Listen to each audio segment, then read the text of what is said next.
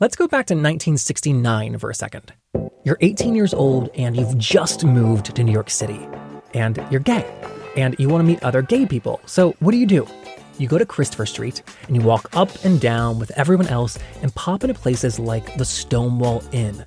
The Stonewall was a safe place, or a safe-ish place. There were police raids, but that wasn't unusual by any means.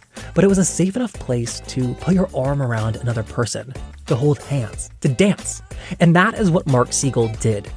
Mark arrived in New York City at the age of 18 in May of 1969, and a few short weeks later, he was there at Stonewall the night the uprising began. He was also there the next night, and the next night, and the night after that. Mark is known for saying that Stonewall lasted 365 days. Stonewall ignited something in Mark, and it kicked off his lifelong commitment to activism. On one now famous occasion, Mark snuck into the CBS Evening News newsroom and interrupted a live broadcast with Walter Cronkite while waving a banner that read, "Gays Protest CBS Prejudice." That show had 60 million viewers. And repeating that kind of thing, he made such a name for himself that he then started to get booked as a guest on shows. Almost every talk show had him on. This was the early 70s, and with so few out gay people anywhere, he garnered a massive amount of attention for himself and the movement. Over the course of multiple appearances on shows like The Phil Donahue Show, audiences got to see him talk about being gay and not apologize for it. As you will hear, that was incredibly unique. And then just a quick note before we get to it, this was recorded before we knew the results of the Georgia Special Senate election. So we do refer to Mitch McConnell as the Senate Majority Leader. He no longer has that title, which I think we all know, yay to that. But I did want to leave in those references and that entire section because I think it's important to the overall point that Mark makes about the state of activism today. From The Advocate magazine in partnership with GLAAD, I'm Jeffrey Masters, and this is LGBTQ&A.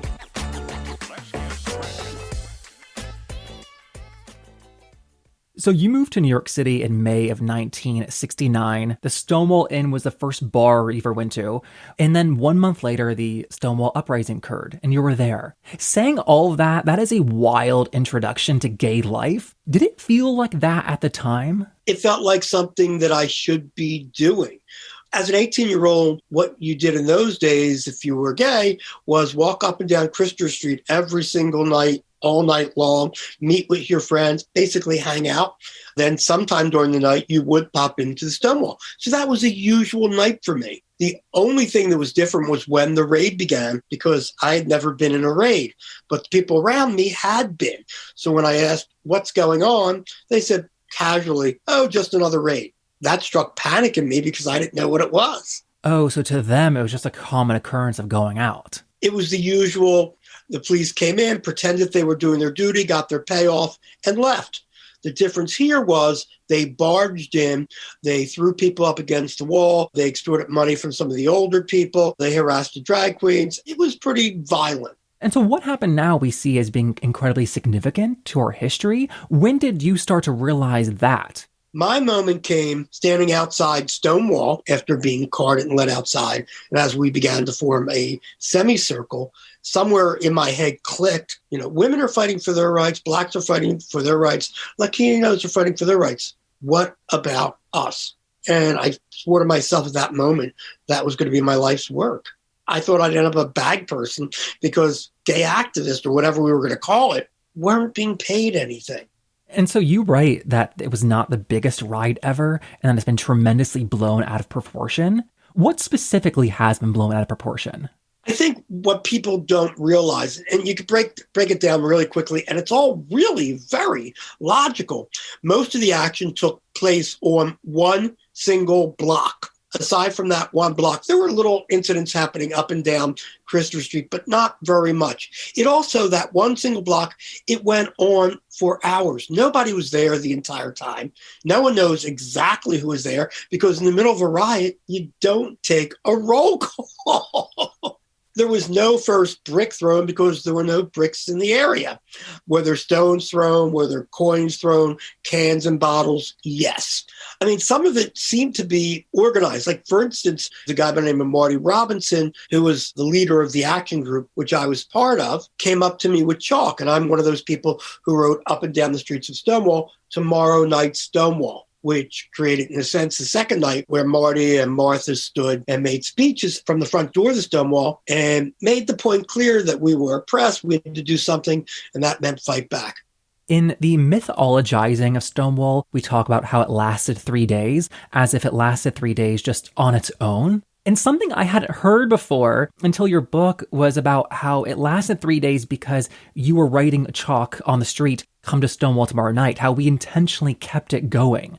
I mean, you writing chalk on the street, "Meet at Stonewall tomorrow night," like that spread of information, that's like tweeting today, yeah. You know? We had no cell phones. We had no internet. Most of us couldn't afford a phone, quite honestly. During Stonewall 50, it was sort of amazing. I would go out to various speaking engagements. Some of them were in museums. Some of them were in schools. Everyone had, it seemed, a different day. Oh, it went on for 3 days. Oh, it went on for 4 days. Oh, it went on for 6 days. How many days did it go on is a good question. For me, it went on 365 days because right from the beginning, we started organizing. That includes from the street, writing on the street tomorrow night, to the third or fourth or fifth night, I don't remember which, where we had leaflets on the street saying, we're not going to allow the police to oppress us anymore. This is our neighborhood. That's what is so revolutionary. That was in itself illegal. When we gathered at the steps of Stonewall, that was illegal. Homosexuals could not congregate together. That was illegal. When we said we were going to fight the police, that was illegal. Everything we did in that first year was basically illegal, and we wouldn't be stopped. We were going to be out, loud, proud, and don't even try to stop us. I don't think I knew that part of history, that it was illegal to congregate if you were gay. Yeah, that's why Stonewall was so popular, because if you were walking up and down Christopher Street all night long, which is what I did with my friends, the chances are you would be stopped by the police. Sometimes the police, if they saw a drag queen, would try to find out if they had 3 pieces of male clothing on, because that was the law. Others would be harassed. It wasn't as safe as you might think it would be. So when you went into the Stonewall, it was a safe place. It was a place you could be yourself. You could hold hands. You could put your arm around somebody. And more importantly, to an 18-year-old, you can dance. Sure. Now, you mentioned Marty Robinson. He was one of the co-founders of the Gay Liberation Front, which was a group that really helped to forge the foundation of our community. Was the Gay Liberation Front, was that group something that came out of Stonewall, or was it already in existence beforehand? There were many organizations before Stonewall. The leading one in New York was Mattachine. And on my first or second week, I tried to go into Mattachine. They said I was too young. As I was leaving, that's where I met Marty Robinson, who was coming out. And he said, these guys, they don't get it. They don't understand what's going on in 1969. We just can't be doing a once a year march. We need to do something more. He created the Action Group, which I was a member of. There were many little groups or pockets of groups like that around New York. Somehow, after Stonewall, we all united. For the first time, Action Group, fairies, lesbians, we got together. That's what created Gay Liberation Front. It was the first united movement in our country from the grassroots up. Before that, drag queens weren't allowed to be part of it. Before that, street kids like me weren't allowed to be part of any movement. So that changed with Gay Liberation Front. That's what we were about. So Stonewall was this unifying event. Yes. Because for me, I grew up and I feel great kinship with lesbians and bi people and trans people. But are you saying that the feeling back then was that everyone was a member of separate communities? Yes. And Stonewall, the change was immediate. We need to work together. Oh, it brought us all together. You got to remember that any gay movement that existed before us wouldn't allow people to be seen in public without a suit and tie. I was 18. Come on. Do you think I was wearing a suit and tie? You had to be orderly. I was anything but orderly. You had to be at least 21. I was 18. White, which is a secret that we very rarely ever talk about. That was an explicit rule? No, it wasn't explicit, but if you take a look at the pictures, there was only one black person marching in anything. Now, if you look at various disturbances, riots, whatever that's happened in our community, remember, Stonewall was not the first. What we got from Stonewall was an everlasting movement and was from the ground up and inclusive of everybody. We included everybody and anyone who wanted to be part of our movement. But they had to understand what we were and how different we were from anything before that. We were not going to be quiet. We were not going to go by society's rules. first thing we were going to do is self-identify. We were not going to be called homosexuals. That was a clinical term, and that's not who we were. That was not our world vision. So therefore, gay became the major word, and we refused to be called homosexuals. That's a scientific term. Put it up on a laboratory shelf somewhere. I want to be visible. I've fought for visibility, and I will remain visible. I am a gay man. Get used to it, people. And so with the Gay Liberation Front, what were the early goals of the movement back then? Two things, or several things. Number one, identity. Say who we were. Number two, let society know who we were, not the myths that they had about us. Number three, we were going to be out loud and proud. Very important. That last word is extremely important. We were going to be visible. And if they didn't want to see us, we were going to make them see us. It was a total change. We also wanted to create a community. So before Stonewall, this is what we had for a community. Literally, we only have four things. We had cruising areas, the gay organizations who held meetings maybe once a month, private parties, and a few illegal bars. There was no other community. That was it. On the first month after Stonewall, we were on the streets every single night leafleting. We were having social events, which were illegal. We created legal alerts, medical alerts. We had a trans committee, which eventually became Street Transvestite Action Revolutionary. We had a gay youth organization. We had hotlines. We created community. And now we have stats about what the percentage of people who are alive who are LGBTQ. I think or wonder if back then it would be easy to assume that there was, only 10 or 12 gay people total in the entire world. Did you have any concept for how big the community might be? All we had at that point were Kinsey statistics, nothing else. So we really didn't know, and we really didn't care. We just knew that we had a right to have life, no matter how many of us. We did it because we believed in it. We've named a bunch of groups from the Gay Liberation to the Mattachine Society. There's also the Daughters of Bilitis, the Lavender Menace, the Transsexual Menace. Our history is littered with short-lived groups. I think that GLAAD and HRC are the outliers there. And I just wonder, what is your diagnosis for why that is, and if that is at all unusual for a movement like this? I really don't know. What I can say is it's worked for us. What we do have are some organizations nationally who do such an incredible job. Lambda Legal, literally one of the four founders, was a member of Gay Liberation Front. You would be amazed at how many things are continuations of Gay Liberation Front. As for GLAAD, the beginning of GLAAD were disruptions that I did in the 1970s, which changed the network TV programming and news divisions. And so early on with Gay Liberation Front, and then you moved to Philadelphia and were working with the Gay Raiders. How much conversation and dialogue was happening with these groups talking to other cities? Were you sharing techniques and successes and failures, or did you feel hyper-localized? When I did the media zaps for a short period of time, I was probably the best known gay actress in the nation. There was nobody else who had been seen by 60 million people in one shot, which was the CBS Evening News. At that time, there were only three networks in the country, ABC, NBC, and CBS. There was no such thing as cable TV. So if you wanted to get your news, you got it in two ways. You got it from either TV or you got it from a newspaper. In one night, I disrupted CBS Evening News. He was the most trusted man in America. On an average night, 60 million Americans watch that.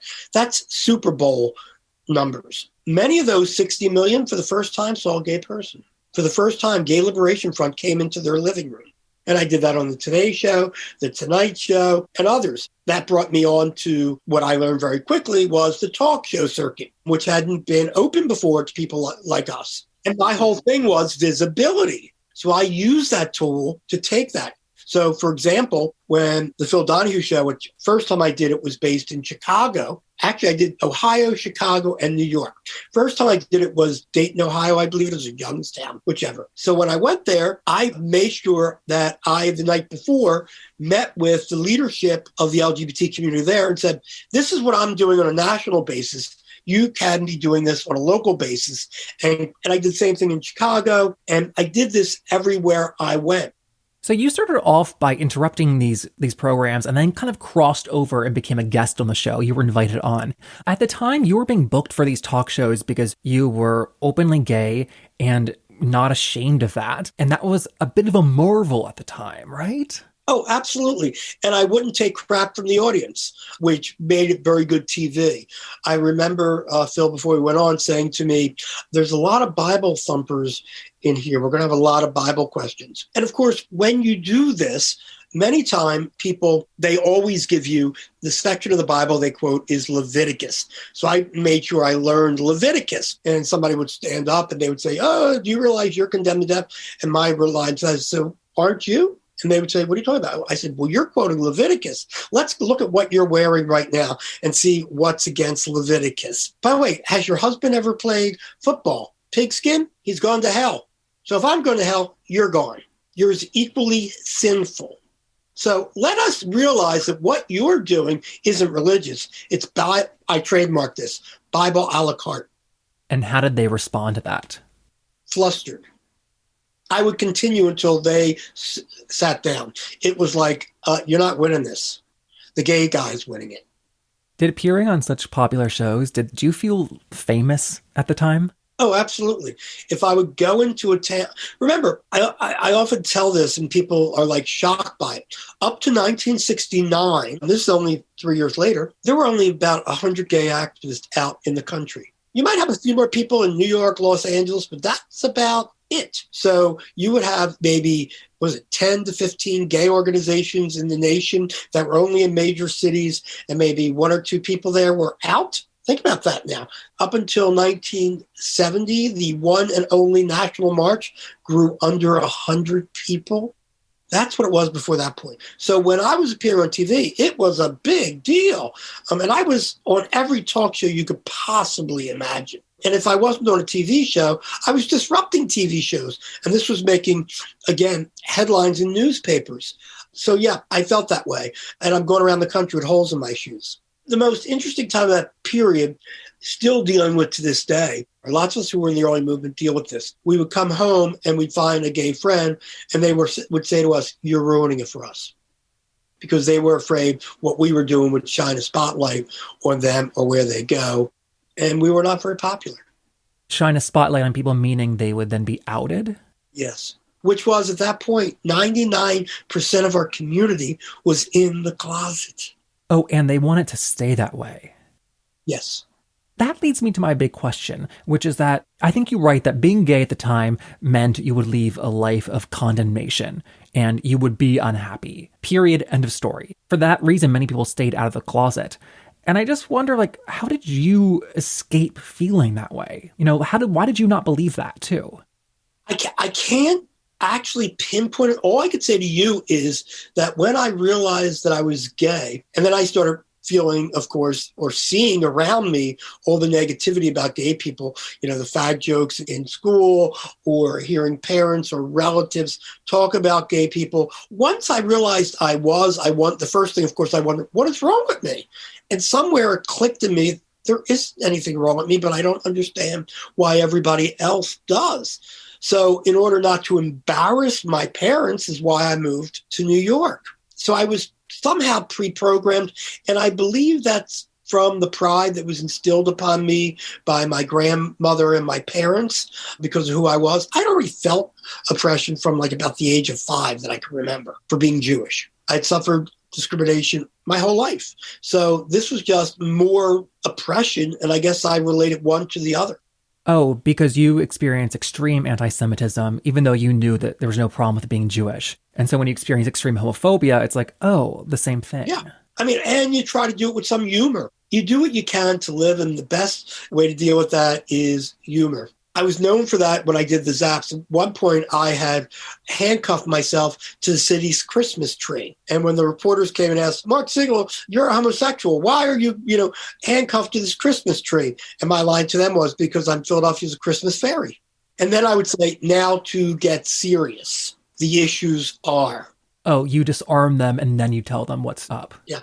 When the governor asked me to become a state trooper, my first line there to Jessica Savage of NBC News was, I like men in uniform. Now, to be serious, if I have the ability to do the job, I should get the job. So is that your assessment of why you were so successful, because you mixed humor into your protests and the Zaps? Yes. One of my favorite examples is the donuts in the mayor's office. Do you mind telling that story? Yes. Okay. This is our district attorney. His name was Arlen Specter. Arlen Specter had a room at that time in City Hall, and I'm not kidding, room 666. And he had refused to meet with the gay community. And lots of people in Philadelphia were getting blackmailed for being gay. And I wanted him to go after them, and he wouldn't meet with us. So we decided that we would throw a party for him, or in my idea, he would throw a party for the LGBT community. So 8:00 in the morning, we had ordered coffee and donuts for his office, and they took him in thinking it was for the staff from us.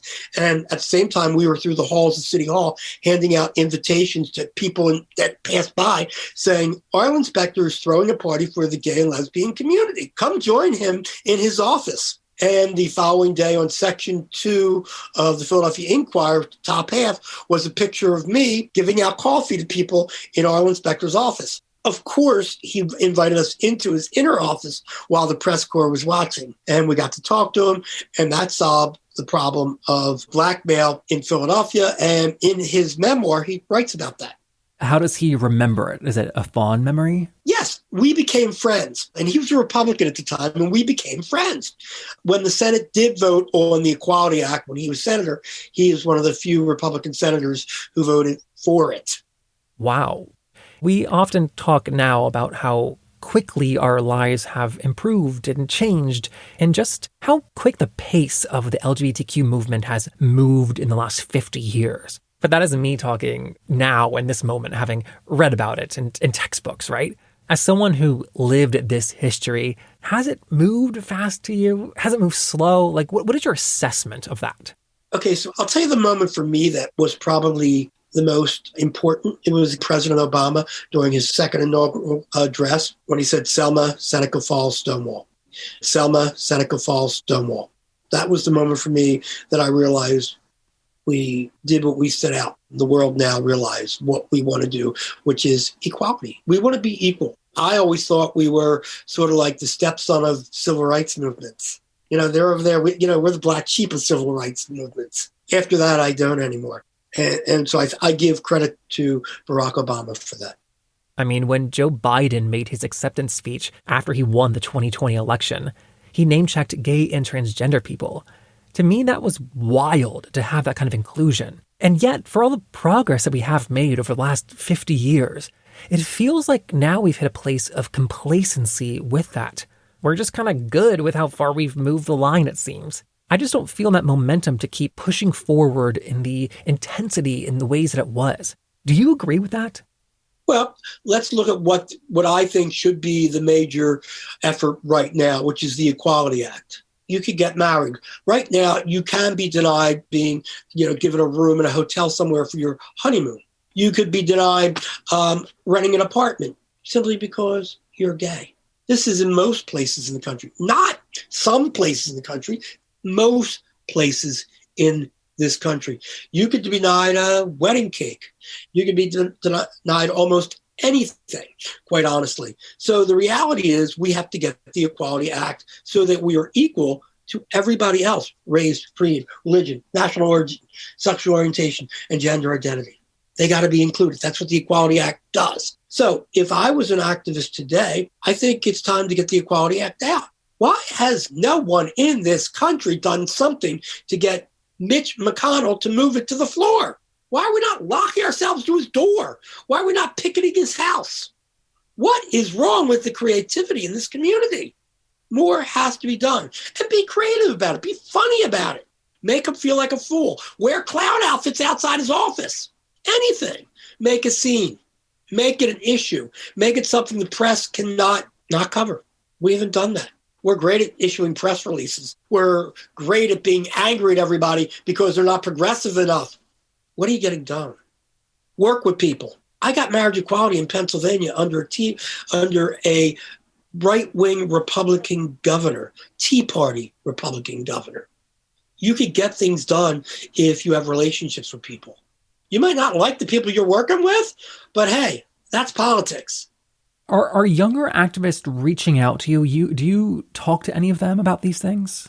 I talk to a lot of high schools and college groups, but no one asks.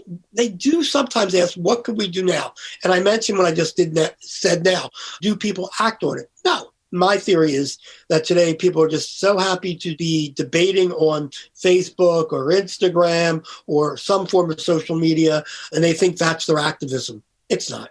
Go out there and put yourself on the line.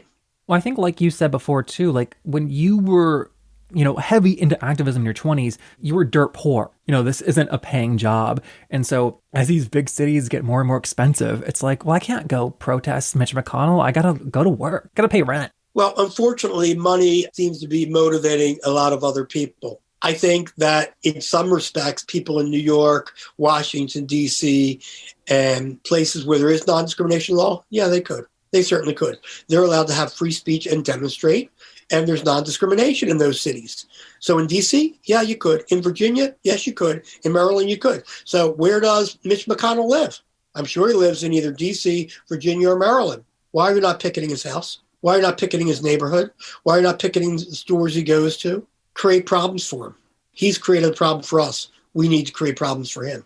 He is the sole person, one person, holding up non-discrimination for all of us. And none of our national organizations have led. What did we do when our lives were at stake? An organization called ACT UP was created. Did they go by norms of society? No. ACT UP, in my belief, is probably the reason we got to where we got with HIV/AIDS.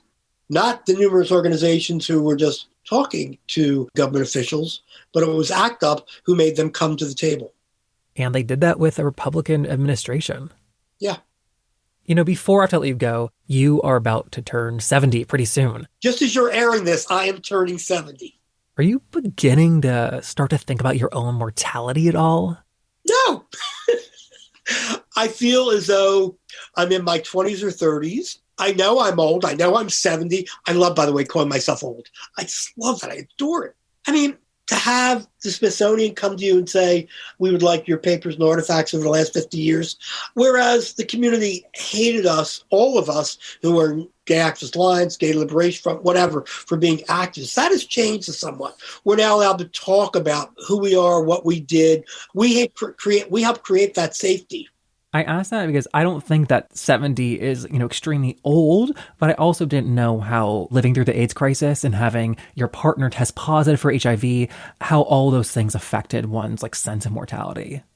That lover who eventually died of AIDS during the early crisis of AIDS said something to me that I will never forget. I got into a very deep depression, and his line to me was, get over it. Just because you're not going through it, you can't go through everything this community goes through. The reality is, yes, I can. I mean, while I'm HIV negative, I can go through it because I can be a champion for those people who are HIV positive. And I was during that period of time. I tried to be a little creative and do some things that nobody else ever did before. I think that's what keeps me going, is that I continue to do new things. I don't stop. In my 60s, I created one of the first LGBT affordable living facility for seniors. I think if you learn something every day, you don't grow old. And that is Mark Segal. If you want to learn more about the work that Mark does, he's also the author of the very excellent memoir called And Then I Danced, Traveling the Road to LGBT Equality. Now, as always, helping us to spread the word about our show is the biggest way that you can help us grow. We did that big annual listener survey last year, and the biggest thing that I learned is that about 90% of you found our show through a personal recommendation. So send a text, send a tweet, post an Insta story. We've been doing this for about 5 years now, holy cow, and with your help, I think we can do it for another 5. So let's do it. We're brought to you by The Advocate magazine in partnership with GLAAD. I'm Jeffrey Masters, and I'm out of here. Bye.